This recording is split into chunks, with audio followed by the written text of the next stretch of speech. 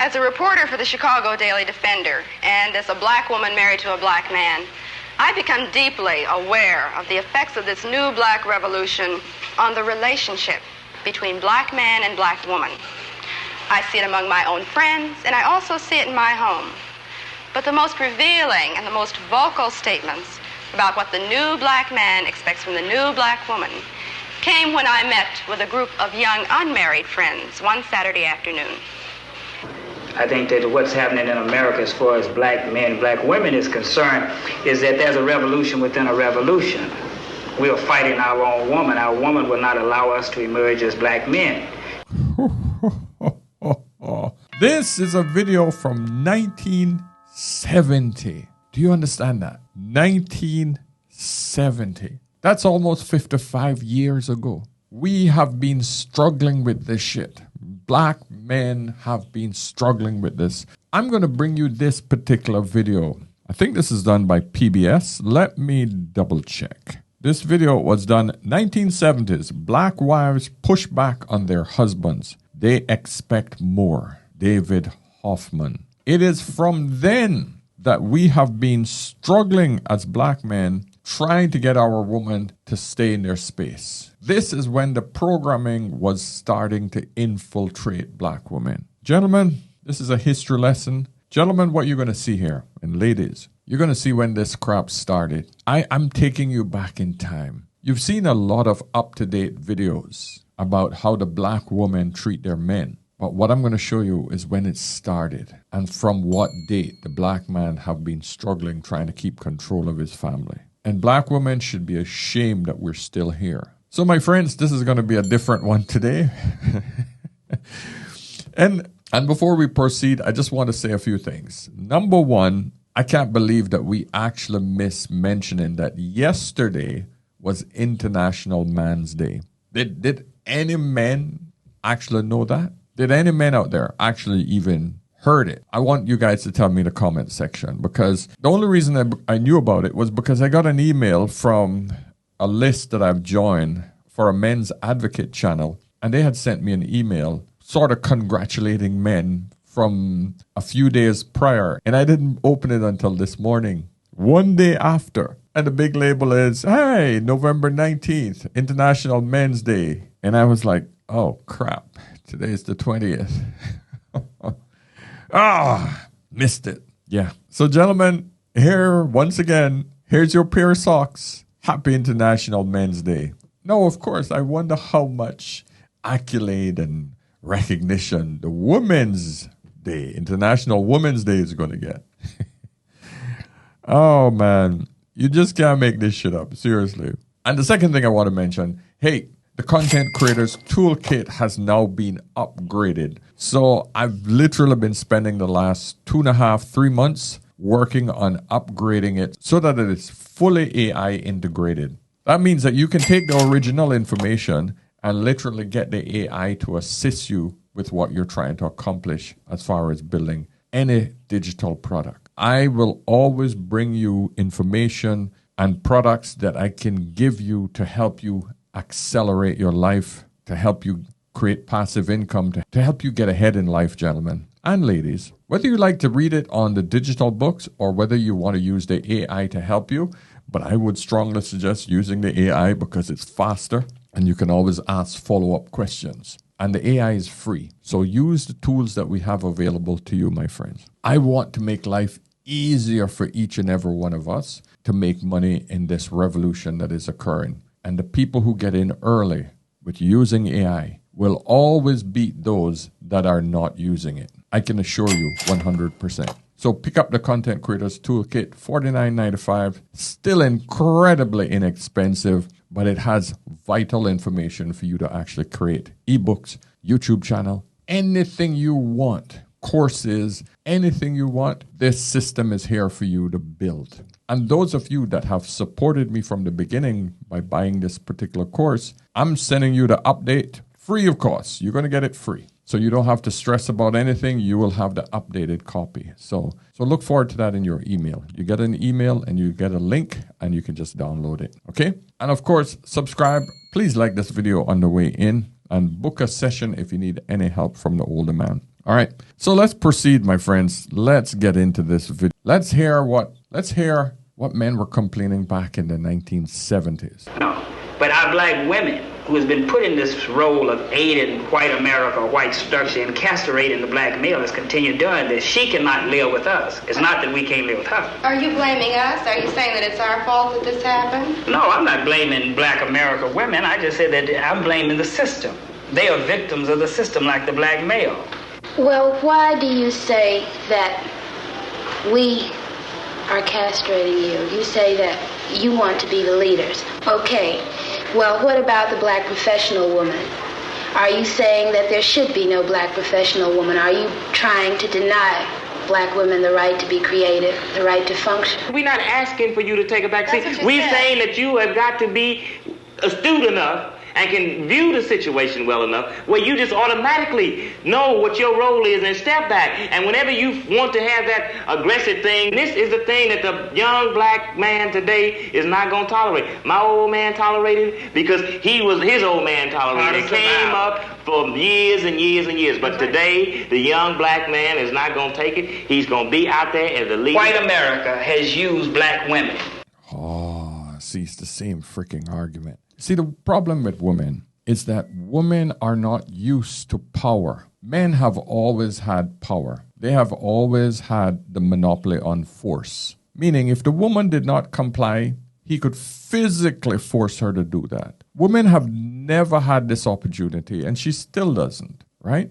So I'm not saying that men should do that. Men should never abuse his power. But the second you give women a little power, they will abuse it because they're not used to it. This is the problem that we're having. When a man has power, he says, I have to protect and provide for my family. When a woman has power, she says, I don't need a man. Do you understand how severe that disconnect is? Do you understand that, ladies? Your instinct isn't to, I need to take care of my man and my kids. No. You say, I don't need a man. You isolate yourself from the man. And in that process, what you tend to do is you tend to emasculate the man at the same time. And what I mean by that, belittling and demeaning him. Men don't mind taking a back seat when it comes to the finances. But if it's going to come with a woman who's going to be disrespectful and emasculate him and making him feel like he's less than, that is where the problem comes in. And like these gentlemen says, they saw their fathers went through it. So this was happening way before the 70s, at least 2 or 3 generations, because he said he saw his father go through it and his grandfather go through it. So that means we probably have to go back another 30 years. This is when feminism started to kick in. And all of these women in today's modern society, oh, we never had any rights. We never had any rights. Of course you had rights way back 100 years ago. But women will continue to cry that they are victims. They are victims. They are victims. Because that's the only thing that would get men to keep saying, okay, I need to give them more. I need to give them more. I need to give them more. Because who are the women appealing to for power? Men. So if she is no longer a victim, why would the men give her more power? Think about it. So she has to constantly complain that she is the victim, so that the simps and the society keeps giving her more and more and more. Yet we are at a stage in our society where women are predominantly more judges, more teachers. But there has never been a society in which women hold as much political power as they do today. Think of all of the parliaments that have ever existed, every legislature in every country in every century. None of them has been, as ours is, 1/3 female. The idea of a female chief of police would have seemed very strange even to many early feminists, and yet today the police department is led by a woman in the largest city in America and in the city in which we are now standing. Law schools today are majority female. Law firm associates are majority female. Medical schools are majority female. Women earn a majority of BAs and PhDs. College faculty are majority female. Women are 46% of the managers in the United States, And the white-collar workforce overall, workers with college degrees, a majority of them are women. More psychologists, psychiatrists, they control the mental state of our society. There are more teachers, there are more female teachers. They are the first individuals who teach our kids. That's why our society is so feminized. Men have left the teaching profession. What do you think this is doing to our society? Is our society getting better or worse?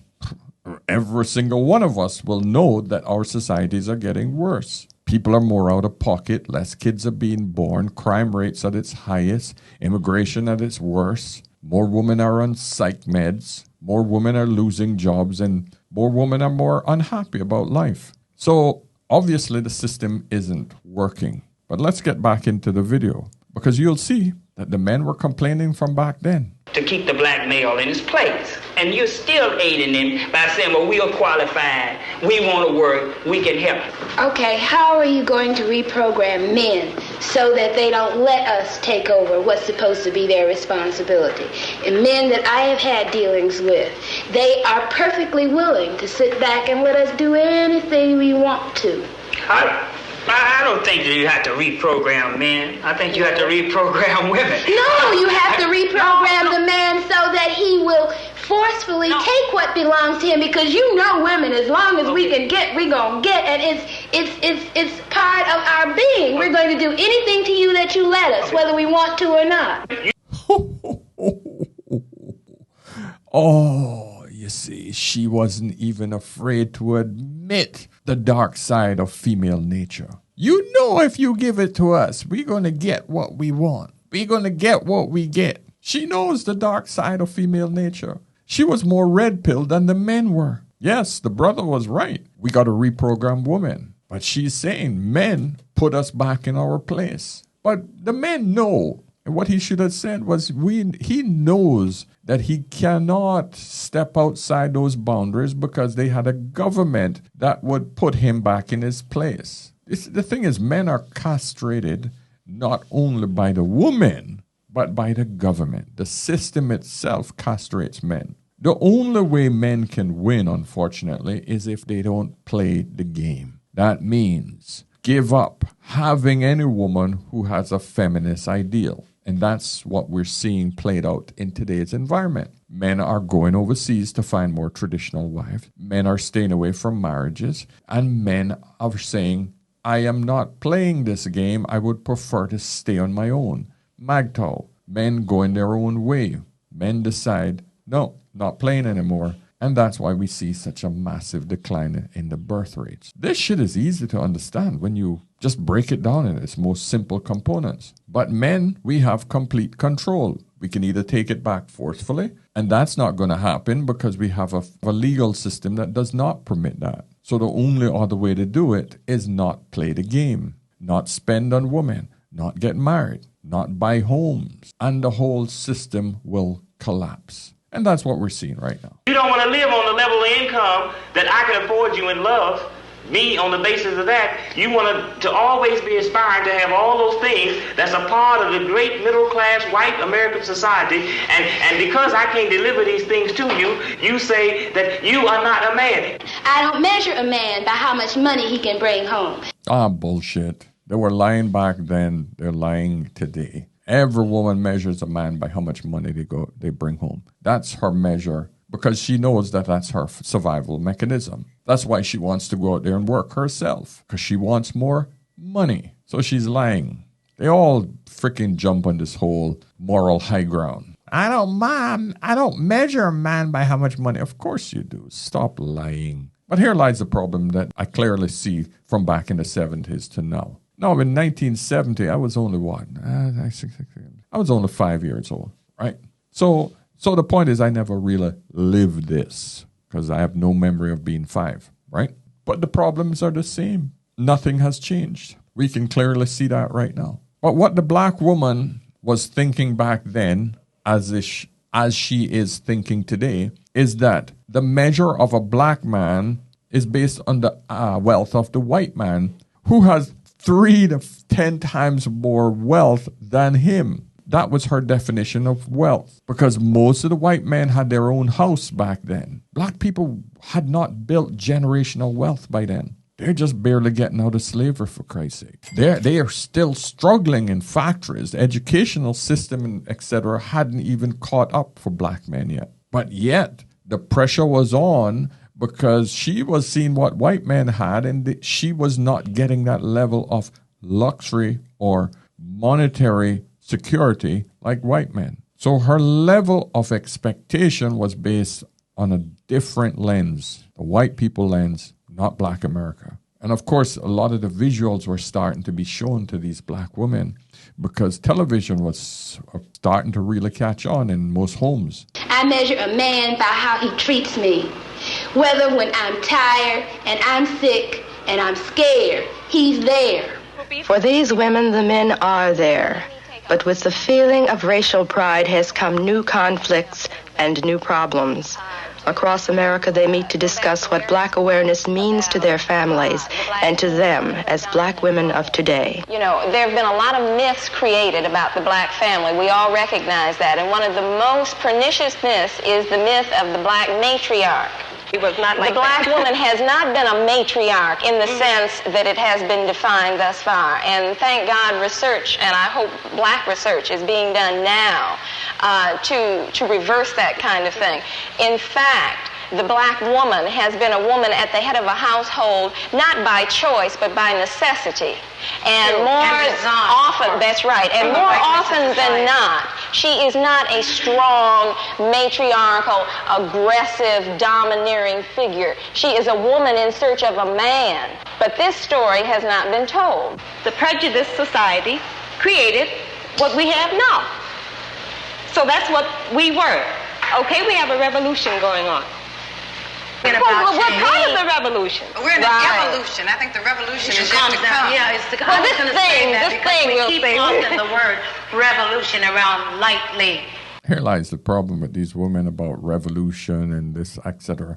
Who are they revolting against? They're revolting against their own men. There is no other opponent in this game. Now, they've been manipulated by a social ideal called feminism, putting women into the workplace and telling her to ignore being a wife and a mother, pushing the man out of the house. There lies the problem. When you have a revolution, you're revolting against something or someone. And if you're revolting against the very thing that you need to lead you, how can you fix that shit? Who needs to fix it? The black man didn't revolt against the black woman. She revolted against him. So there's only one way to fix this thing, but that's never happened.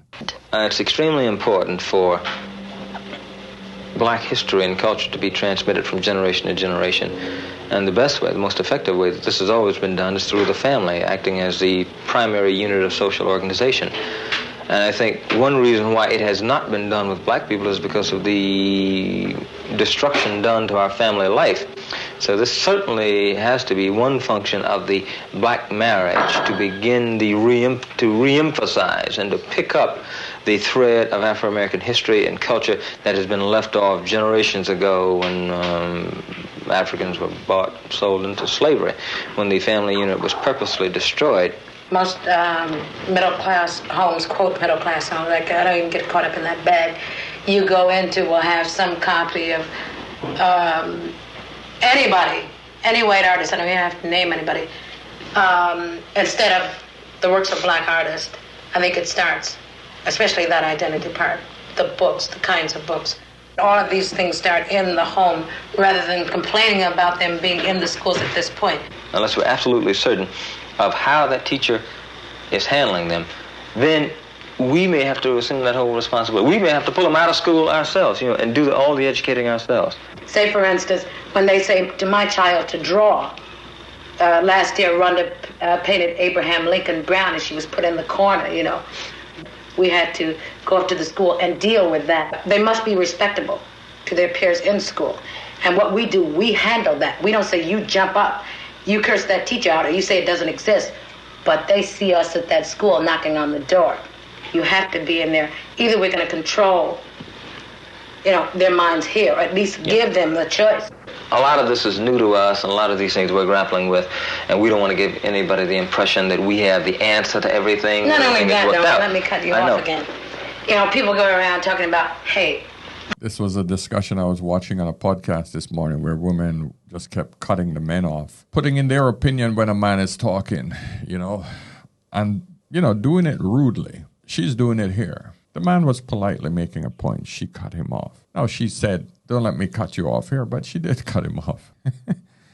And the point is that these are the signs that we're seeing from back in the 1970s of women just asserting themselves, making men feel that they're no longer in control, but then scream when those men take a backseat, when those men no longer want to play the game. Gentlemen, I just thought I'd bring you this quick clip and show you that, hey, this thing started way, way, way, way back. And if I was to look at this video today and it was in a different format, different color, nothing has changed. Nothing has changed. These are the same arguments we're having today. It's not going to stop. And until we reach a tipping point where our society have literally gone overboard and the next generation of kids don't produce any offspring, and our society starts to die at an alarming rate, I think that's the only time that you will see a serious recognition of where we're going as a species.